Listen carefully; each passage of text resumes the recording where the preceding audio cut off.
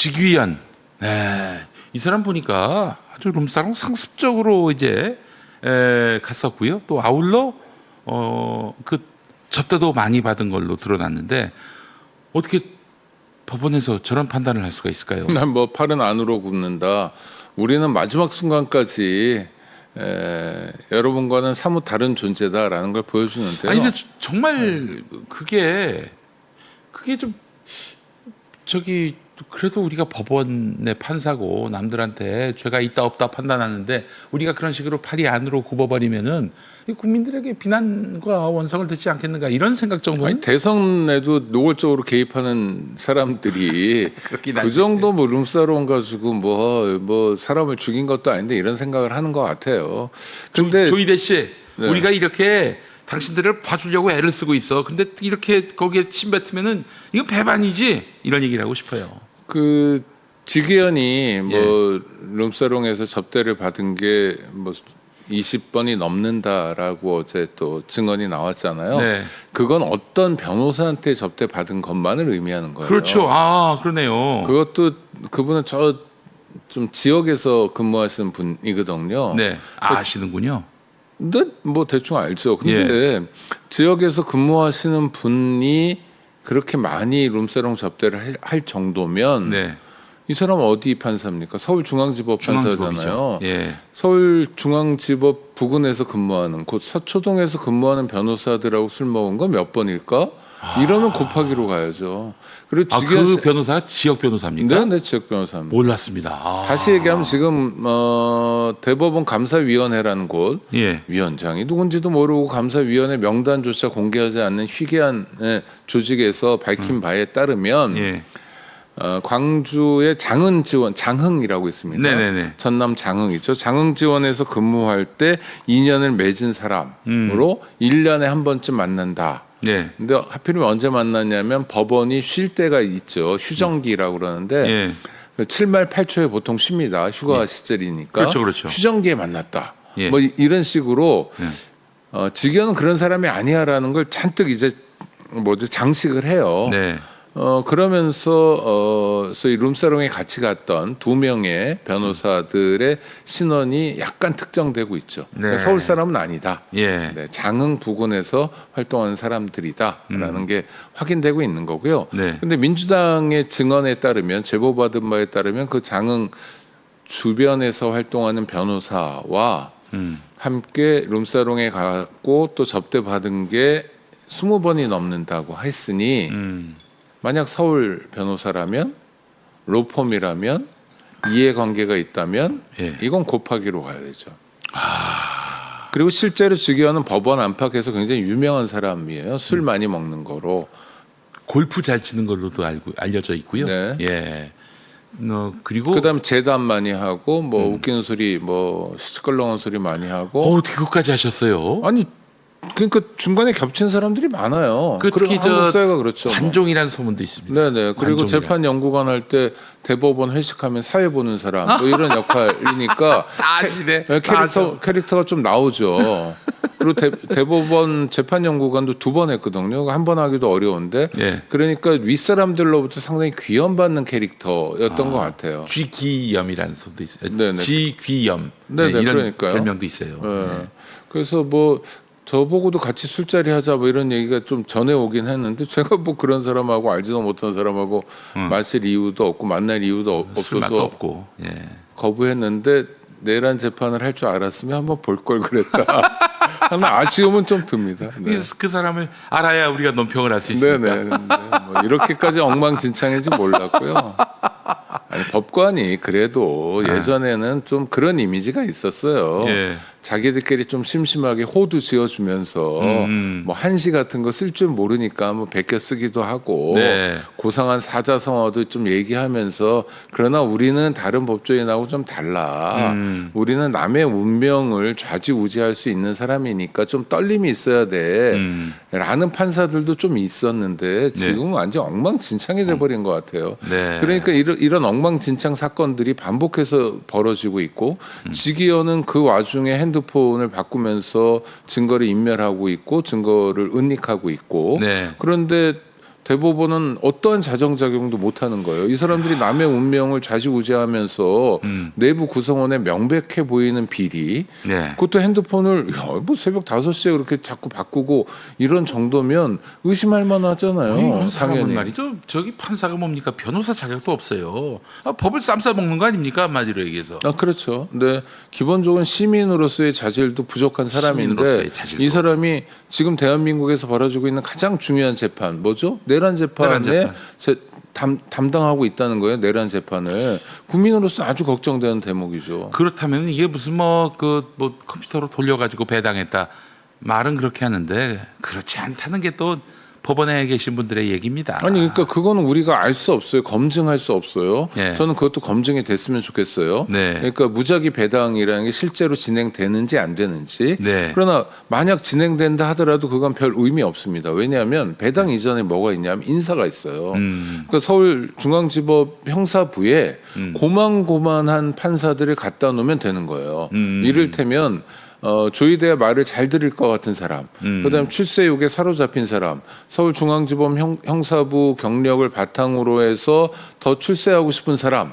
뭐 이런 사람들만 잔뜩 깔아놓는 거예요. 그러면 유사한 판결이 반복되겠죠, 그렇죠? 그렇죠. 원하는 대로 움직이겠죠. 예. 저는 그러지 않을까?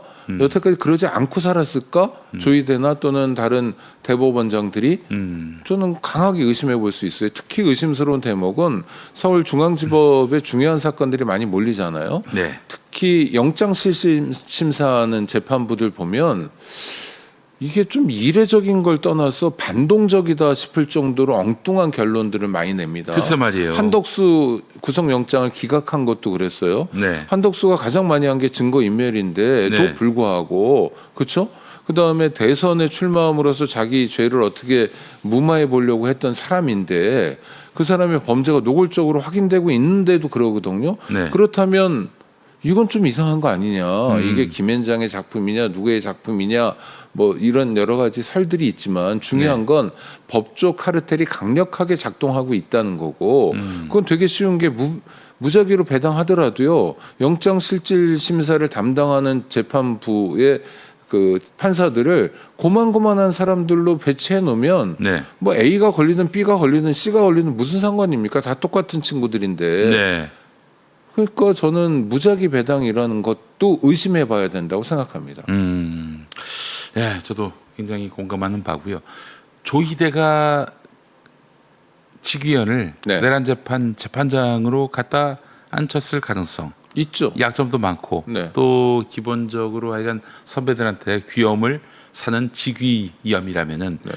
또 조희대는 또 내란과 연결돼 있지 않는가 그런 생각도 들고 그래서 내란이 어떻게든 규명되기보다는 덮어지길 바라는 차원에서 이재명 대통령 못 나가게 하려고 그렇게 한 달 만에 대법원 판결을 내려가지고 파기환송시켜가지고 유죄로 해서 나오지 못하게 만들려고 획책했던 것이고 한덕수와 짜고 쳤는지는 알 수 없지만 한덕수가 이재명 대통령에 대한 파기환송 결정하자마자 1시간 뒤에 사실상의 출마 선언을 한 거 아니겠습니까?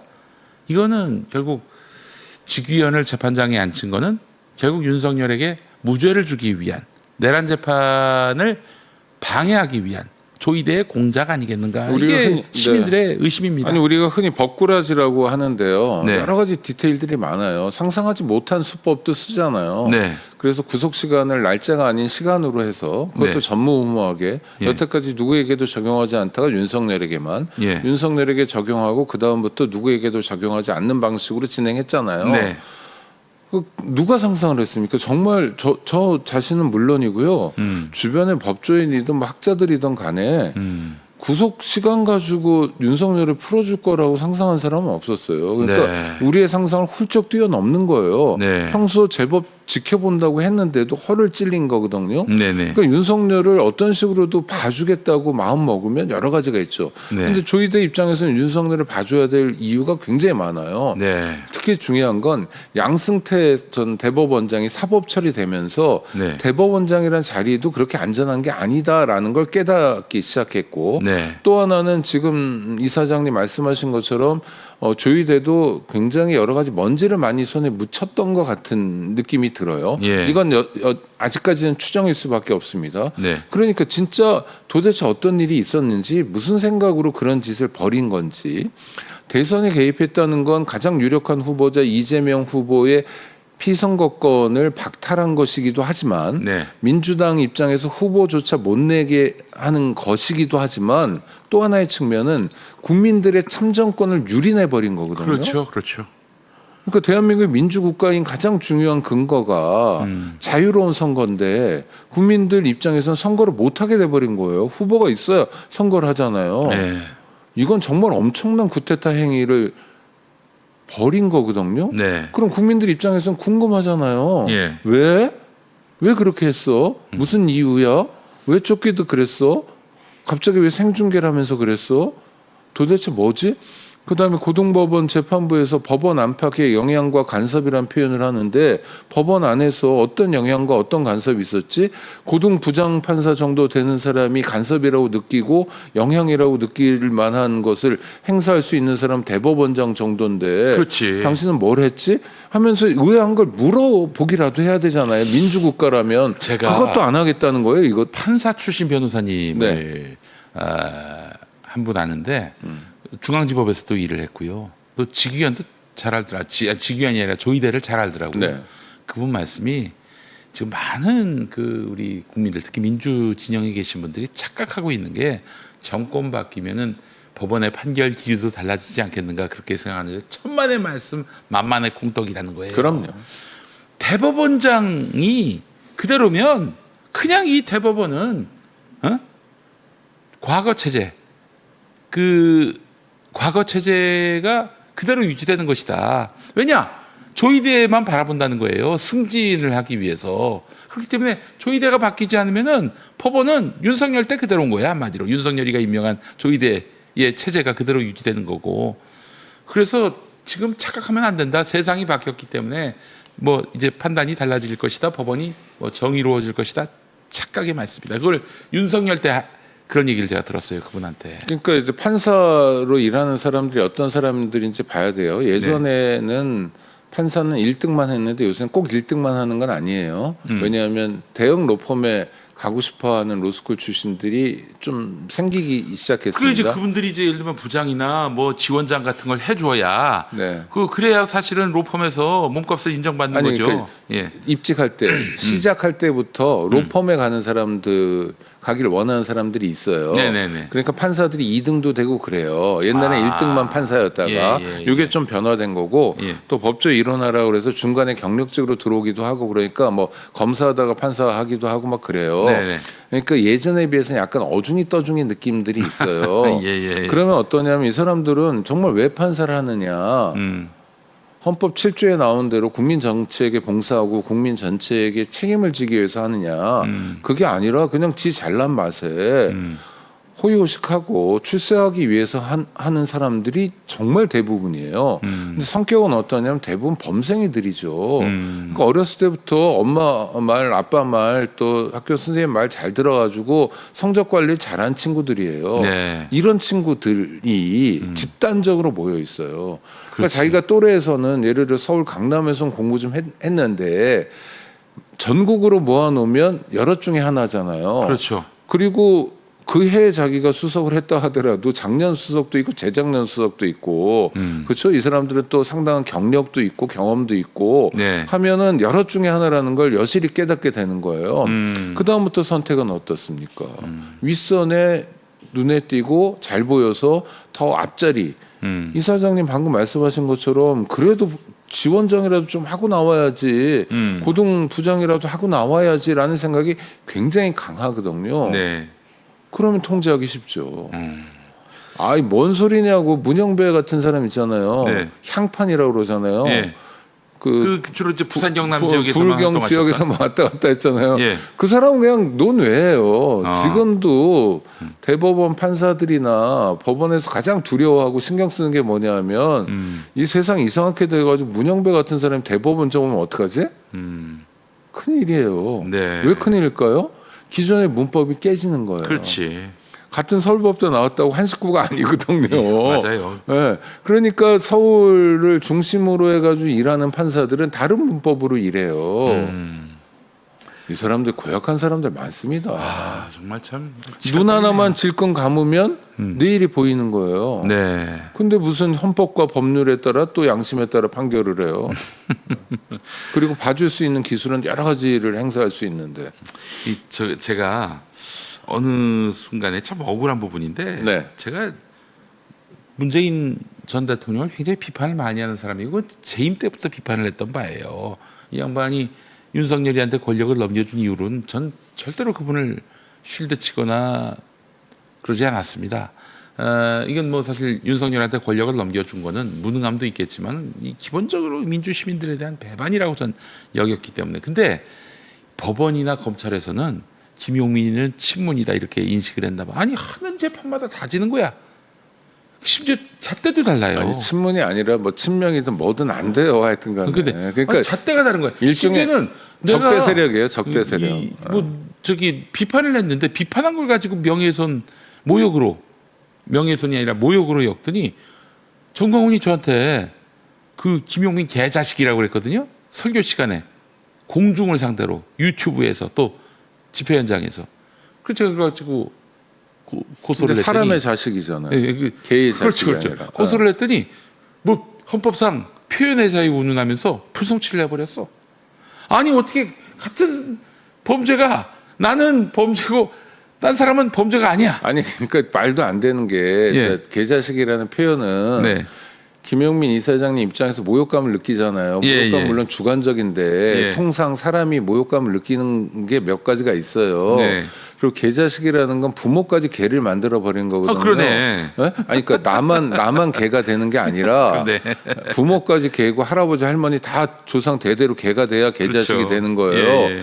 그러니까 내가 밉다는 이유로 우리 부모까지 욕했으니까 모욕감을 느끼는 거는 당연한 거예요. 네. 이거는 모욕이라는 감정이 아무리 주관적이라 하더라도 판단할 수 있어요. 그렇죠? 네. 그러니까 모욕죄 성립하는 거고요. 예. 그다음 사실이 아니잖아요. 사람 그렇죠. 자식을 개자식이라고 그랬으니까 허위 사실로 명예훼손을 한 거예요. 예, 게다가 예.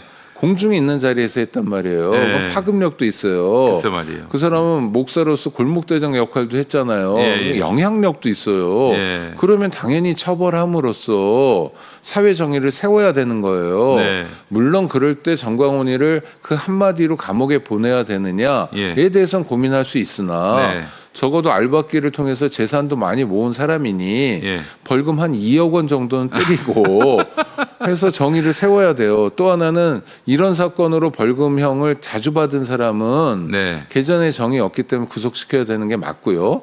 그러니까 이사장님 한 번 모욕한 건 벌금 상당해. 근데 뭐- 두 번, 세 번이면 이제 구속해야 되는 뭐 거죠. 저기 기본적으로 저기 정광훈에 대해서 처벌하자 이런 얘기 아니라 왜 잣대가 다르냐 이거예요.